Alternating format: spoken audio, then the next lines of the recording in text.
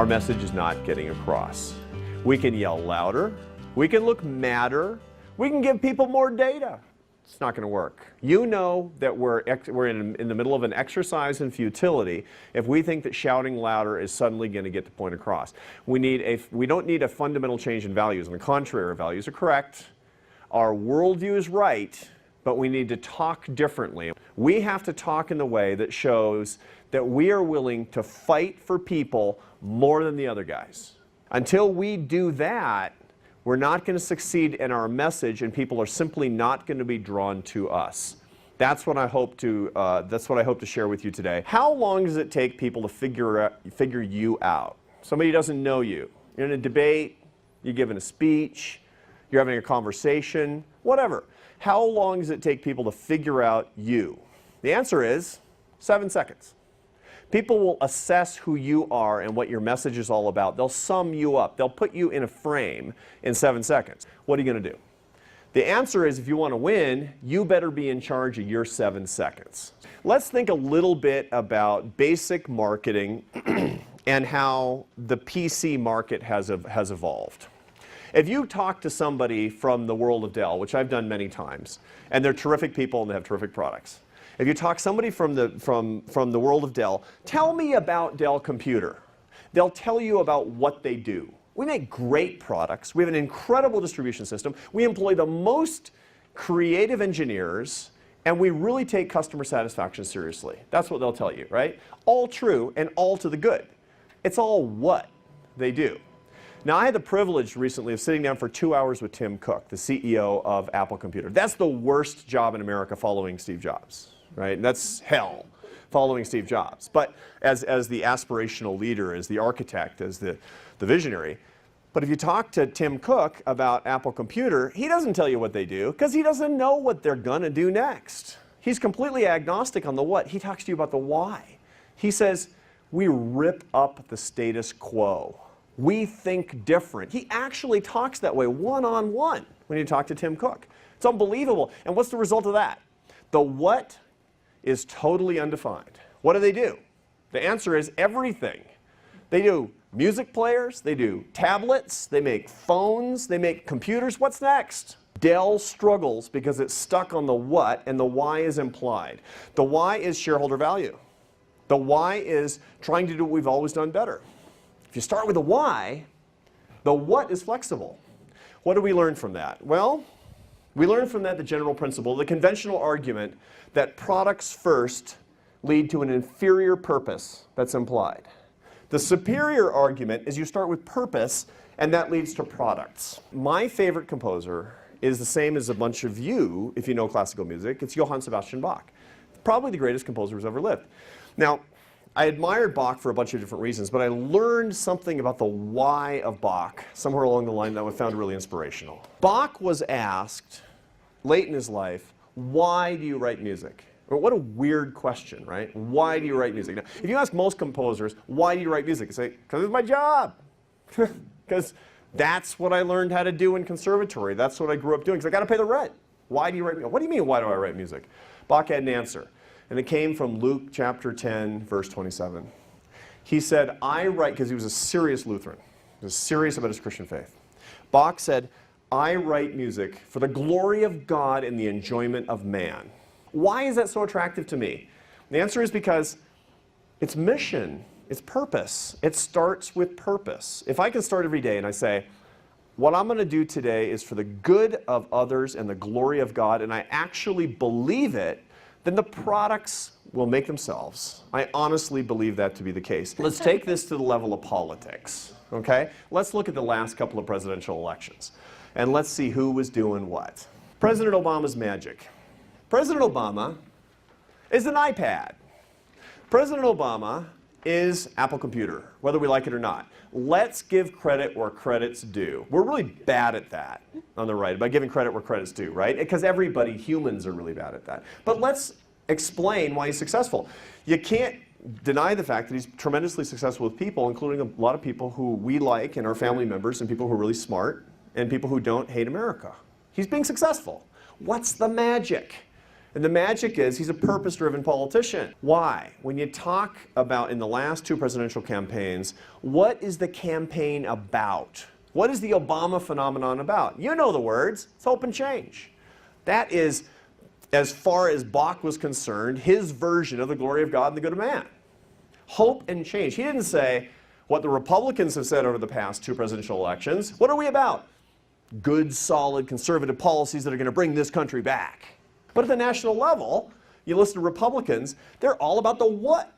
They're all about the product. You know, what are we all about? We're all about tax reform. We're all about cutting spending. We're all about limiting government. I'm totally down with that stuff. I'm a militant on those things, and so are you, right? But that's what. Where's the why? The why becomes implied from the Republican Party at the national level. The why is never stated, and so therefore it's assumed. And what is it? It's to win an election. Apparently. At least it's not defined. 7 seconds have passed, and nobody's talked about the why. You talk about Obama, it's all hope and change. Implied is a movement, not a campaign or an election. Now, how do you get it done? Terrible things. You know, redistribution, social democracy, hurting poor people. Basically, we all know that, but this is what people are hearing. That's the magic. Now, let's take it to the level of the movement. Let's take it to the level of the conservative movement, right versus left today.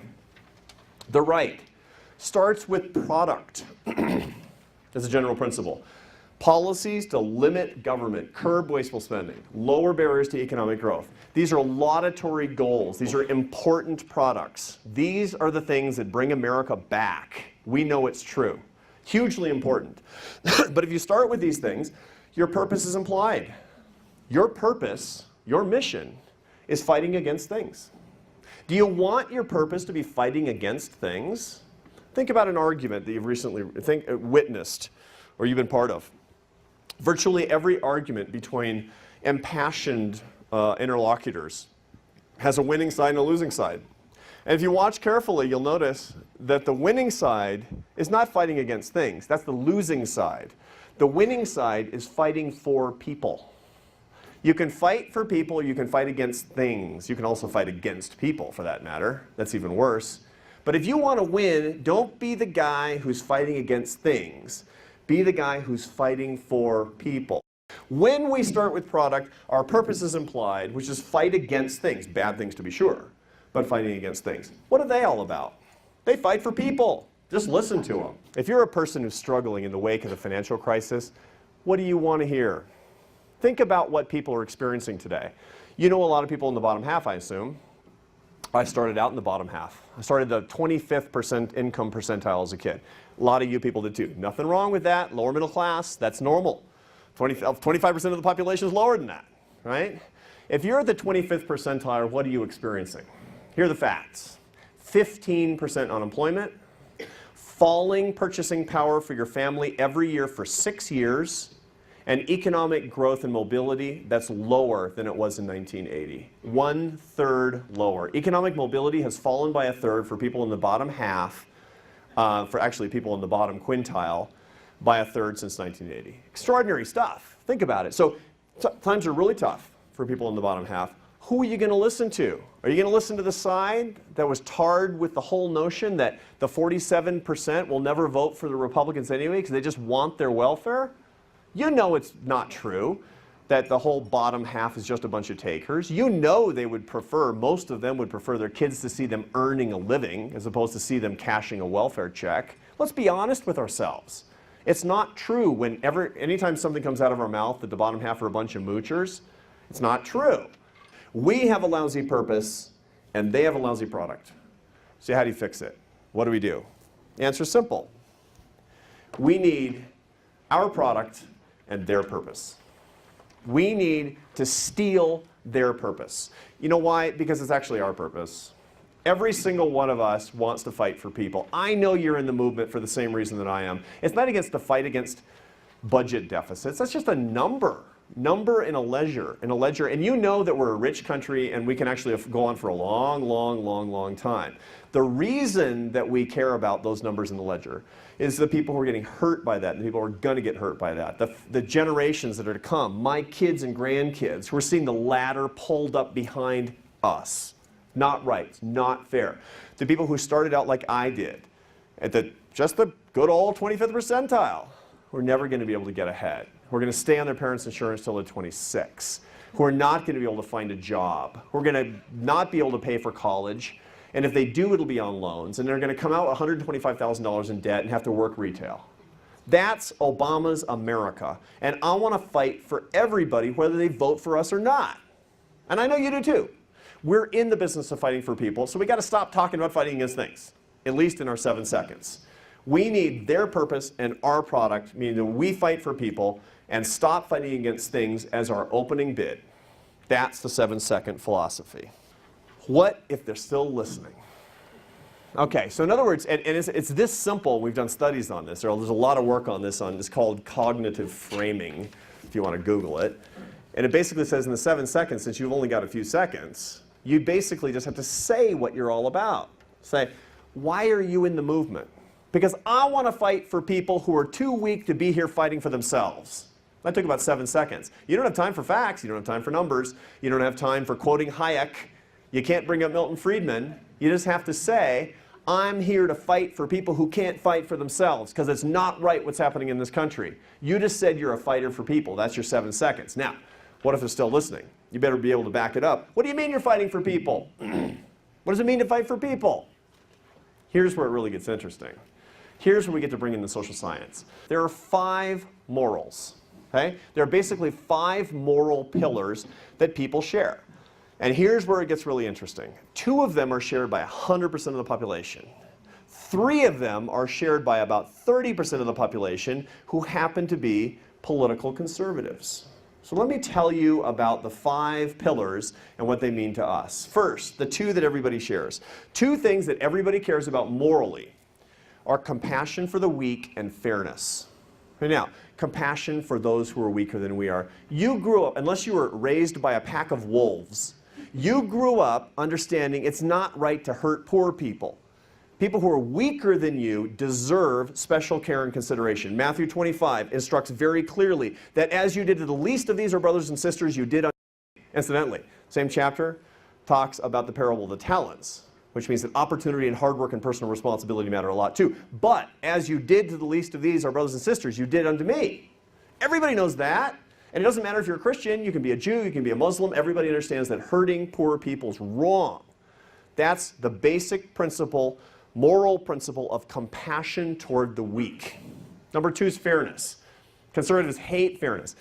St. Milton Friedman said that it's not right to never talk about fairness because it's a subjectively defined concept.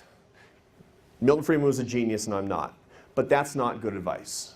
Why? Because John Haidt shows us that 100% of the population cares about fairness. We are wired to care about fair play. Now, we define it differently than President Obama. What's fairness for President Obama? It's taking from rich people and giving it to others. It's taking from one and giving it to others. It's redistribution. What do 89% of Americans think fairness is? Rewarding hard work and personal responsibility and creating opportunity. I have the facts. I got the data on that. Your definition of fairness is America's definition of fairness. The reason that we've lost the fairness debate is because we never showed up. We gave fairness to Obama. 100% of Americans care about it. We left the most lethal rhetorical weapon sitting on the table in the 2012 election. Sitting on the table. We should have said, we have a fairness crisis in America. We should have attacked on fairness. That was his weak point. He completely cowed the right into not talking about it by talking about it first. Those millionaires and billionaires, they need to pay their fair share. How many times did you hear that? Like 1 billion times you heard that, right? That's what he was doing, is neutralizing the mainstream meritocratic understanding of fairness. 100% of Americans care about fairness. You want to make the moral case? You better do it because you're fighting for people, and you better fight for people or you're going to waste your 7 seconds. The 2 things you got to talk about are compassion for the vulnerable and fairness for all. Those are the 2. Now, what are the 30% moral principles that are shared almost exclusively by political conservatives. Number one, respect for authority. Now, a lot of people respect authority, but the idea that somebody who's in a position of authority has a legitimate claim on your respect is a moral principle that's not shared by moderates and liberals. Loyalty to team and or country, patriotism, the idea that we have of saluting the flag because it's the right thing to do. We didn't even have a flag, and we said a pledge of allegiance to the flag because it was the right thing to do.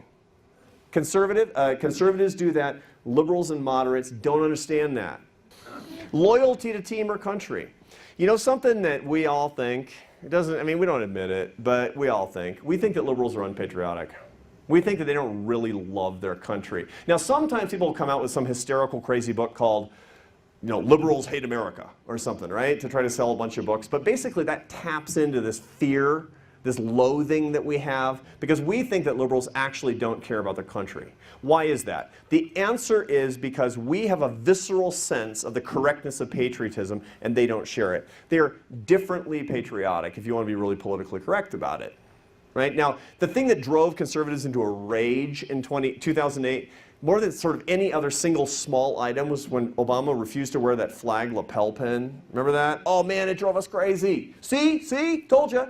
Boy, that should indict him with the American public. That indicted him with 30% of the population that already thought that he didn't like America. The rest of the population, let me tell you, said, it's a pin. What are you guys getting so wound around the axle for? That was because we have a different sense of the moral correctness of patriotism per se. The third is purity, especially around sexual matters. I don't know any liberals who bring up their daughters, teaching them to be as sexually promiscuous as possible. I actually don't know any who do that. But the sense that being sexually promiscuous is always and everywhere a violation of natural law, that's ours. That's our belief. That it's just not right to do certain things with your body. It's just indecent. You just don't do that kind of stuff. And we're really offended when we see examples of sexual licentiousness and sexual revolution. It really bugs us a lot. The result is that we see purity, authority, and loyalty in these profoundly moral terms, whereas the 100% zone is compassion and fairness, but we kick these things away. We say we give compassion toward the poor, we give fairness to the liberals. And we focus on these. And worst of all, we focus on something that has no moral content whatsoever. For liberals or conservatives or moderates, and that's money. You can get people to fight about money and argue about money and be really passionate about it, but it will have no moral salience for any measurable part of the population. The minute you talk about money, you've lost the moral argument. If you bring up the case of, the word money and business and commerce don't appear in the AEI mission statement. The reason is because we're a moral institution. That's the reason. We avoid it because it has no moral salience. It doesn't with you. It doesn't with Americans. Don't talk about it. What are the big three things that we talk about on the right? Patriotism, sex, and money. Well, guess what? We just lost the battle of moral arithmetic. We stayed in the 0 to 30% zone. Meanwhile, Obama and all his nonsense is in the 100% moral zone. That's what they're doing with their 7 seconds. Guess who wins? So, let's fix it. Let's start talking about how we should own the positions of care for the vulnerable. How we should be the ones who talk about fairness. Look, I know you care about these things, but talk about the stuff that really matters most to you. Ask yourself this. What do you care more about? Fighting for people who are weak? Fighting for people who are vulnerable? A truly fair nation that we get to hand on to our kids and grandkids? Or whether or not somebody wears a flag lapel pin? I know what you care more about. I know for a fact. So why are we talking about the stuff that matters less? They win when we do that. I want to take one little quick excursion about vulnerability, right? I keep saying vulnerable, vulnerable, vulnerable. You talk to people on the left about vulnerable, they'll talk about certain groups of poor people that they politically like, right? They won't talk about people in rural areas. No, they don't like, they're yucky. They're yucky poor people because they like shoot guns and drive four-wheelers and stuff that liberals don't like, right? They talk about certain groups of poor people, right? Now, who truly are vulnerable in this country? Think about vulnerability in this country. This is our secret weapon. You want to talk about vulnerability? What do these groups have in common? The groups behind me. Public school students, people of religious conscience, poor people, Israel. What do they have in common? They're vulnerable. And they have a moral debt. These are people and nations and organizations and ideas that deserve our special defense. Why? Because we're leaders, and because we have resources, and because we have time and energy, and because God has blessed us with a clear vision for what's right. That's the reason that they deserve our particular care and respect and protection, because they're truly vulnerable. We win with a truly full understanding of what vulnerability is all about. They have a narrow understanding of vulnerable. We have an amplified understanding of vulnerable, and this is a really big deal. Before you ever reject the idea of fighting for vulnerable people, remember that that's what wires you too. That's what gets you up and gets you crazy angry in the morning. So, how do you do it? How do you do it? I'm just going to give you a couple of quick examples. One of the, I talk to Republican politicians. I say, you know the problem with you guys? You know the reason you keep getting messed up by the press? You keep complaining about the liberal media and all that. And I know, they're really super liberal. They drive me crazy too. But the real problem is that Republican politicians have a stupid tendency to answer the questions that they're asked. Right? Right? I mean, it's crazy. You know, when I first took over AEI, I hadn't done a ton of TV. And I started going on TV, and I started noticing that these interviews weren't going very well, especially when I would go on sort of center-left media, you know, network TV. Until finally one of our scholars said, you know, here's your problem. You're answering the questions. You know, you go on TV, you own it. I mean, you're on TV, you know, what are they going to do? Yank you off because you're not answering the questions? Never answer the questions. Anything anybody asks you ever is an opportunity for you to talk about what you want to talk about, because you know what needs to be talked about to do the most good for the most people. In other words, learn to pivot. Memorize your 10 pivots. You know the 10 things they're going to ask you. You know the 3 things you want to talk about, right? Make sure that you know how to get from here to there.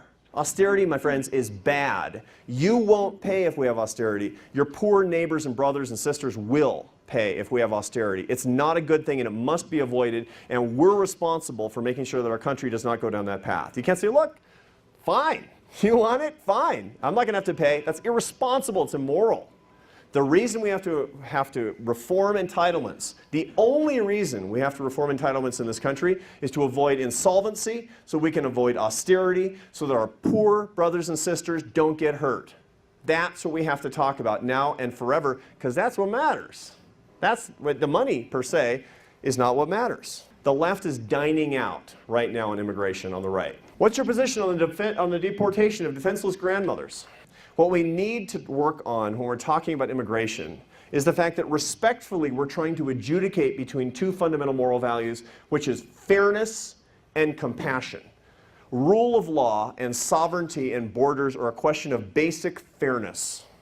On the other hand, nobody comes into this country because they want to sit at the public trough. They actually want, every study shows very clearly that people want to support their families and they're poor. That is a basic issue of compassion. Social movements don't convert people who are unconverted. They convert the converted to greater lucidity about our own particular values. The letters of St. Paul to the early church.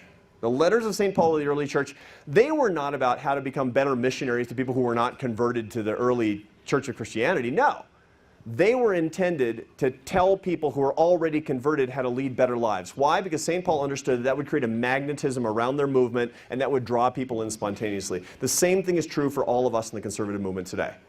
If you join me in believing that we have the morally superior set of positions, that we have a transcendental understanding of the human condition, that we have the goods, if you understand that when we wake up, we have a better formula for helping more people. Start every argument by saying you fight for people and identifying who you're fighting for. It's going to get tiresome and it's going to get boring. But remember the old adage of marketing, that a message doesn't work until it becomes sticky. And the rule of thumb is that ideas don't become sticky until people have been exposed to them 6 times. Well, guess what? Until somebody hears you say, I fight for people, that's why I'm in the movement, especially people who can't fight for themselves, right? Until you say, I'm going to fight for you and your family, whether you vote for me or not, and actually mean it. Until you say, our movement, doesn't matter if people say we're crazy, doesn't matter if people say we're evil, doesn't matter if people say we're stupid, But if we have enough love and we have a conviction that what we're doing is to fight for people who are weaker than we are, we're in the right. If we can say those things and actually mean it, we're going to need to say it a whole bunch of times before people start to believe us. Every argument. 2, base every argument, if you get the time, in compassion and fairness. Don't waste your time on anything that matters less. 3, money is never more than instrumental. I've got a whole talk I give on materialism. I'm doing a big, at AEI, we have a big collaboration with the Dalai Lama. Crazy, right? I mean, we're just a bunch of right-wingers. What would he want to do with us? We're the only institution at the national level that's talking about the morality of free enterprise. The Dalai Lama called us to collaborate on this set of ideas. Crazy stuff, right? That's good. That's good. Steal their icons. Steal their messages. Steal how they reach other people's hearts. Don't talk about money. It's a waste of time.